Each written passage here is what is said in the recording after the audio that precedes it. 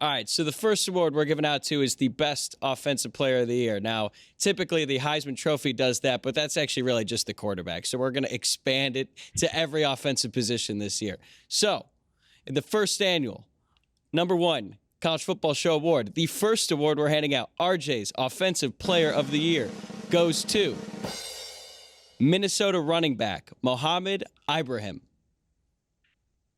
I love me some Mo Ibrahim. I'm very excited that he is our first offensive player of the year because now I get to talk about him at length. And basically what I want you to understand is that Mo Ibrahim is him, all right? We're talking about a dude that manages to rush for damn near 1,600 yards this season and nobody knew about it unless you're a Minnesota Golden Gopher, and I get that, right? You feel some kind of way about it. But Mo Ibrahim first burst onto the scene for me on a Thursday night game in 2021. I went to Minneapolis. I was working on a feature about C.J. Stroud that you can now read, came out around Ohio State, Michigan week. And I'm supposed to be talking about or writing about the starting quarterback. Turns out this dude, Mo Ibrahim, rushed for 160 yards and had a season-ending injury. But for me, I was going, my goodness, they could do nothing with this man. And this zone that they were running, and he reads it so well because the way that he runs it, he's like a bowling ball that comes into you like razor blades. And they could feed him and feed him and feed him. And I'm looking at my notes here, and I'm still floored by what Mo has been able to do in his entire career, right? Because we're talking about up until the last game of the regular season, he had rushed for over 100 yards in every game he played dating back to 2020. You got to go back to 2019 for the last time that Mo Ibrahim had not rushed for 100 yards or more until the final week of the regular season.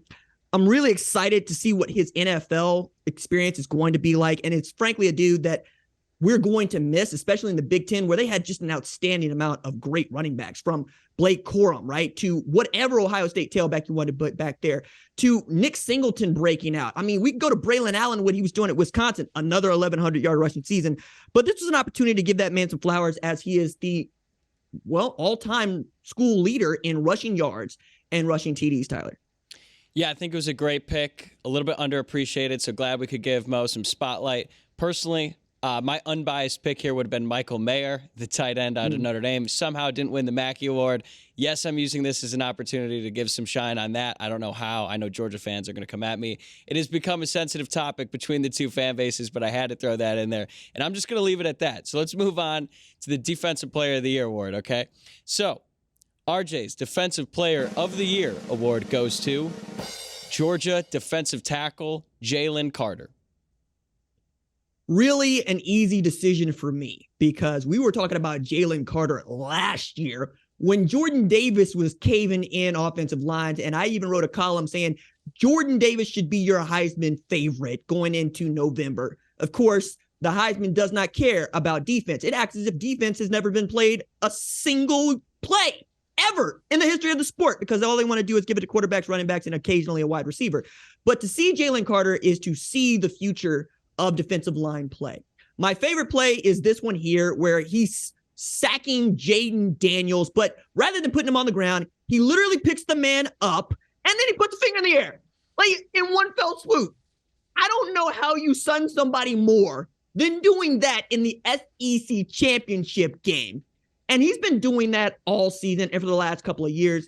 He will be the first defensive interior lineman off the board in 2023, but it's also about what is Georgia doing to get these dudes down there to play defensive line year after year after year.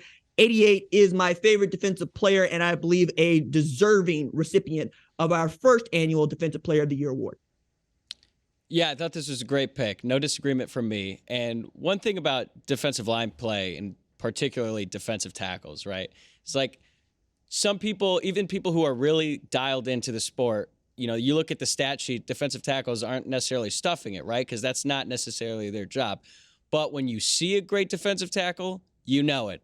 And no example was better than the one that you just mentioned when he just lifted Jaden Daniels, a college football quarterback who's not really a small dude, just lifted him in the air and carried him around like a baby. I couldn't help but laugh. And it's honestly one of my favorite moments of the entire college football season.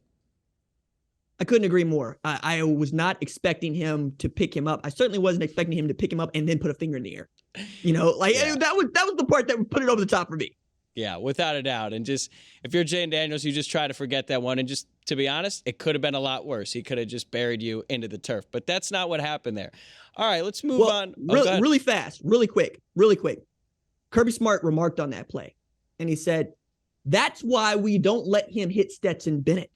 Because the same thing would happen to Stetson. Stetson would be in pieces, not sitting there as a Heisman finalist.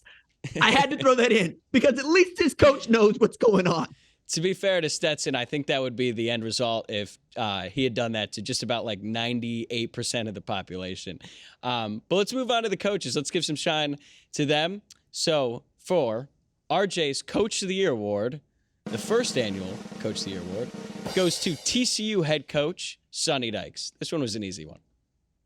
Yes, it did. And one of the things that I really need to be reined in on is, hey, RJ, say the obvious thing. And producer Tyler, producer Kat are very good about that. And this, frankly, was the obvious pick, right? Sonny Dykes goes 12-0 in his first season at Texas Christian, a team that was picked to finish 7 out of 10 in the Big 12. They get to the Big 12 championship game. They lose that game in overtime, but they make their first ever appearance in the college football playoff later this month.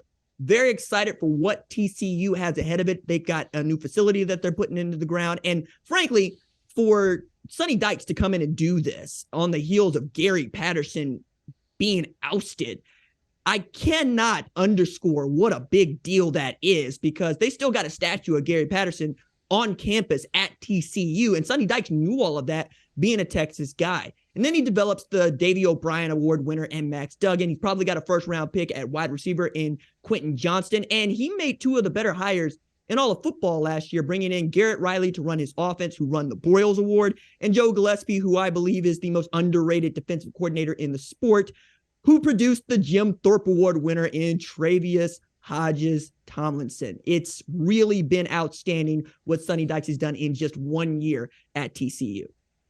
It's incredible. And honestly, the butterfly effect from this, because now every first-year head coach is going to be expected to have at least somewhat similar success to Sonny Dykes and Lincoln Riley, too, for that matter, because now this is the standard. And in a sport where there was already a quick trigger on coaches, it might even be quicker now, because fans are just going to be like, well, look what Sonny Dykes did at TCU. It took him 1 year.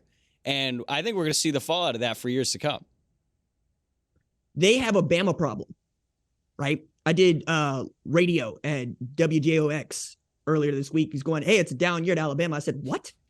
You're going to play in the Sugar Bowl. Like you won 11 games. What are you talking about? A down year? Well, we're used to playing for championships here. And I'm going, goodness. You want to talk about us being delusional as fans? Yes, I could not agree more. Everybody's going to expect their guy to be what Sonny Dykes was in year 1. And then, frankly, that's impossible.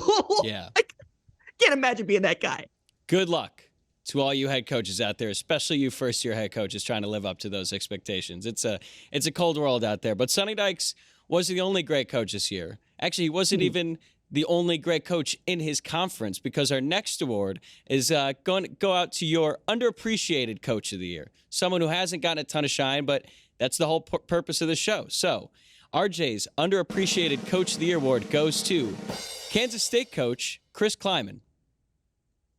Absolutely outstanding what Klieman has done at Kansas State. Basically did the same thing that Sonny Dykes has done. It just took him the normal amount of time to do it. It's 4 years, right? He comes in to basically run the program that has Bill Snyder all over it. Matter of fact, it's Bill Snyder Family Stadium where they play the games. But he came in as a national championship coach with a national championship pedigree. He'd won 4 national championships at North Dakota State, which is an FCS juggernaut, and then came to Manhattan, where you're just not going to get the kind of exposure that you get at a Texas, at an Oklahoma, at a USC, or even a TCU.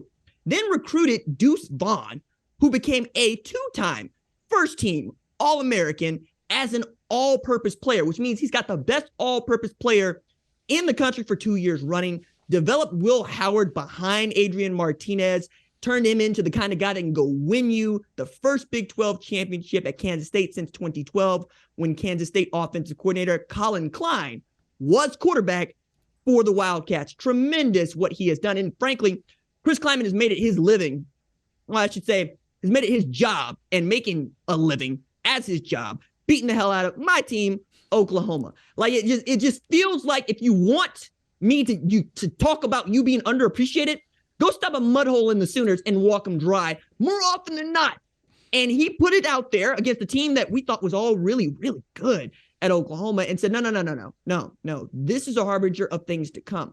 I'm really interested to see if Kansas State can defend their Big 12 crown with expansion coming in 2023. Because remember,